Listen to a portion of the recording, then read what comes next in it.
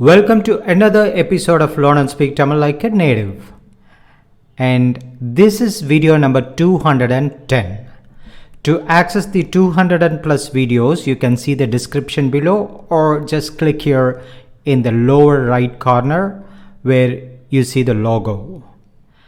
In this video, we are going to see a very important word which many of you are having confusion with. It is Ayya. If you type sir and look up for the Tamil translation in Google, it will show as Ayya. But can you just use it in the same way as in English? Like the sir? No. Some of you are interestingly addressing me as Ayya. That's okay, you can if you want. It can also mean teacher, especially the one teaching Tamil language. But the word Ayya is very rarely used nowadays. But however, it is still used among certain groups of people. Let us see some context and examples here. You will often hear this in bureaucratic setup. For example, when the very low ranked person speaking to super high ranked person. For example, a peon to the top rank. Sir, there's a special occasion in my hometown. I need 2 days off from work, sir. ஐயா ஊரில் விசேஷங்க ஐயா ஒரு 2 நாள் leave வேணுங்க ஐயா. See, there are 2 places where inga is added. That is extra politeness. If you take away that inga, it is going to sound casual. Let me compare both for you. ஐயா ஊரில் விசேஷம் ஐயா ஒரு 2 நாள் leave வேணும் ஐயா. So we have some function going on and I need 2 days off. That is the tone. But if you add that inga and ayya, the tone and expression changes to kind of a super polite. Ayya, ஊர்ல விசேஷங்க ஐயா ஒரு 2 நாள் leave வேணுங்க ஐயா. It is like, sir, please, we have an occasion at home, sir. And I need 2 days off, sir, if you please.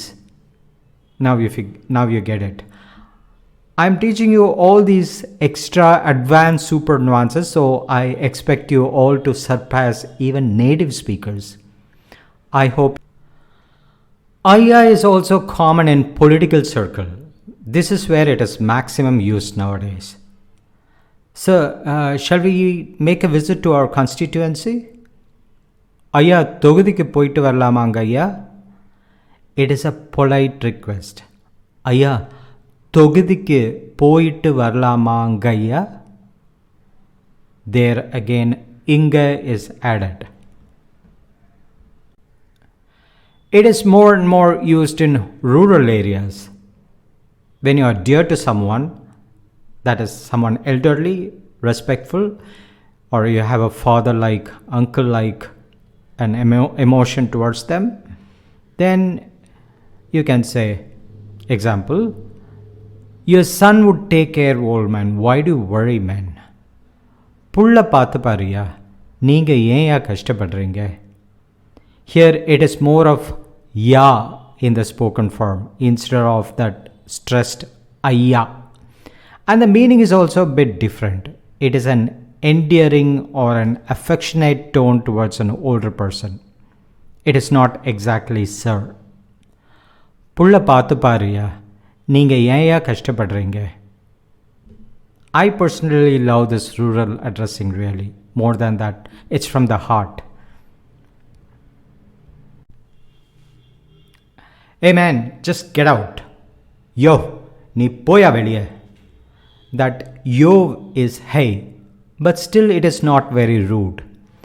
And poya is a casual tone. Pongaya is formal, as you know. So, yo, நீ போயா வெளியே. Though an angry order which has gotten to casual tone, po instead of ponga, there is still that yo and ya. But if it has to go down and to rude, shameful tone, then it will be dai, poda வெளியே. If it gets to that tone, it means better you get out. That tone can be only for young boys. But if you're using the same for a man, it means that the situation has gotten worse. And ladies out there learning, I will make a video for the feminine equivalent of that, so that to know if someone is being rude to you. So just wait for that lesson. Wife to her husband. Why do you bother yourself unnecessarily? Yeah. நீ ஏன் தேவையில்லாம அலட்டிக்கிற? See, this is also நீ ஏன் ya. So this is an affectionate term to address her man, not that sir.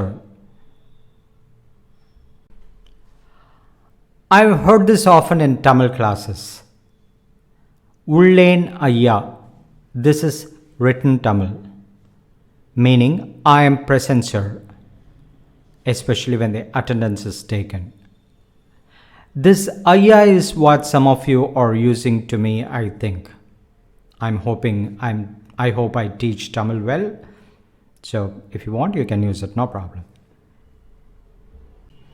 And ayya is also used in some areas for father or dad, but it is rare.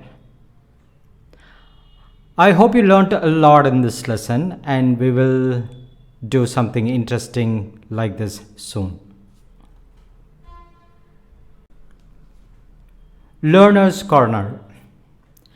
Many of you are asking doubts to me, and I try to respond to each of them, but the problem is sometimes I cannot understand the letters. So try as much as possible to use the one that I use as transliteration. Otherwise, it's very confusing. You can check the video number.